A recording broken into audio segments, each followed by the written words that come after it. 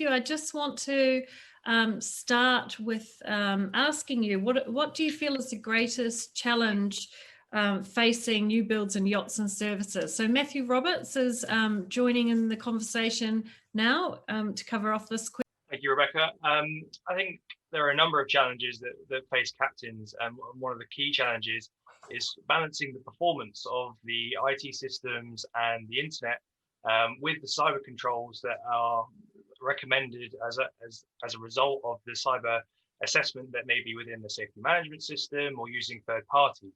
And I think it's important for us all to remember that captains and crew are there to deliver an exceptional service to their guests, to their owners.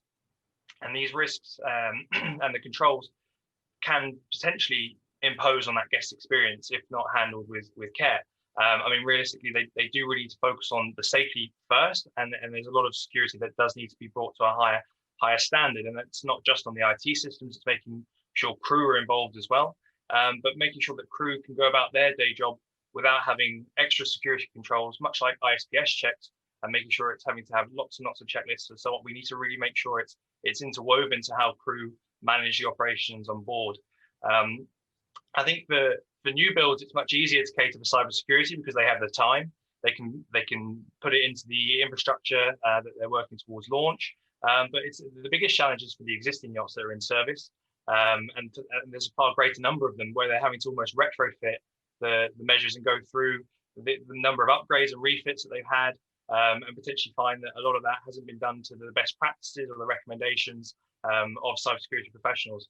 So I think it's very important to realise that it does need a lot of care and attention on board, not just by the captain, of course, as well. One of the main challenges that I think for captains is really focusing on the safety element of cybersecurity. And it's very easy to talk about cybersecurity and the owner and multiple threat vectors.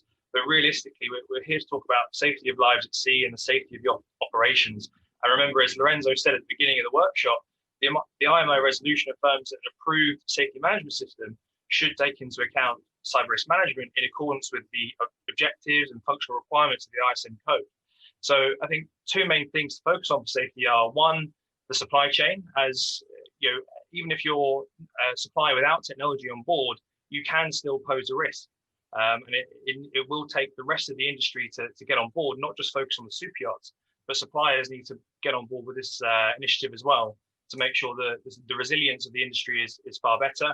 I've written a few articles about the supply chain on LinkedIn, so if you want to read more, please refer to them. But I do encourage captains to hold their suppliers more accountable and just ask those questions at refit periods and just in general to make sure that standard is kept high. I think that the second main factor for safety is the human cyber risk and that the crew pose.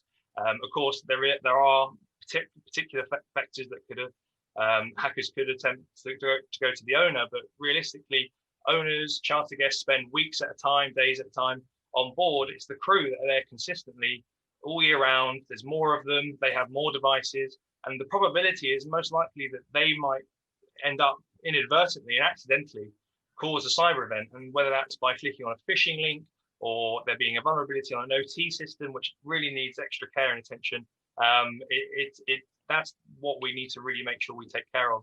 And I think all of this advice needs to be embraced by not just those vessels that are ISM compliant, but those that aren't either. I mean, hackers don't care if you're ISM compliant or not. The cyber vulnerabilities and underlying threats that are there on board don't care if you're ISM compliant or not. So I encourage everybody to focus on their guidelines and focus on their cyber safety.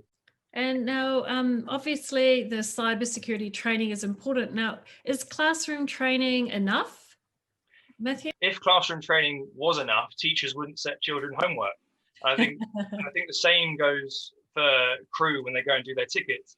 If classroom training were enough, they wouldn't then have to have sea time and be in the pool to reinforce what they learn in the classroom. So as Riela Cyber, we re-emphasize as many approaches as you can take, multi-layered when it comes with cybersecurity awareness training. We partner with CyberSafe, who are an online platform, a leading platform, creating training that's accredited by NCSC. And on top of the training, it's actually the tools that are available to be able to understand behavioral insights, culture assessments, but most importantly, one of the tools is phishing simulations.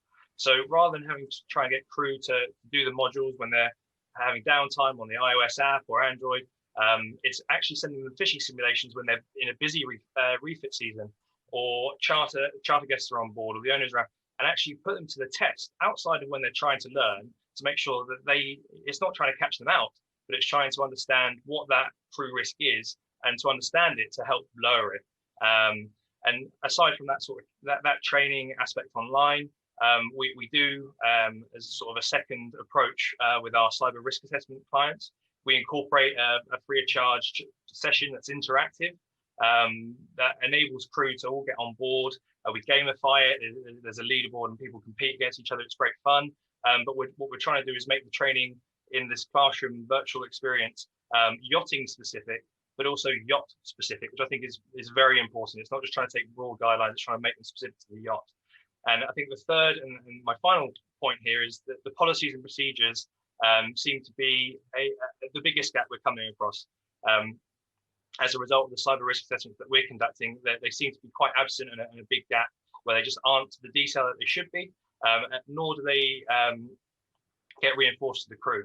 So what we're recommending is running drills on board, led by the captain or heads of department, to make sure that even when they are in place, and we recommend that the time is taken to put appropriate policies and procedures in place, but making sure that they are run as drills, like fire drills, not as often, or abandoned ship, not as often as those, but perhaps once a quarter, when there's a high crew turnover, maybe before season, mid-season, just to reinforce. And you might need to consult yacht managers to help you come up with scenarios, or third parties like us to help you with those specific scenarios to get the crew behind it. But what's really important to lower the human risk is the classroom training, but it needs to be complemented by practical tests to ensure better cyber safety and security. Thank you very much, Matthew.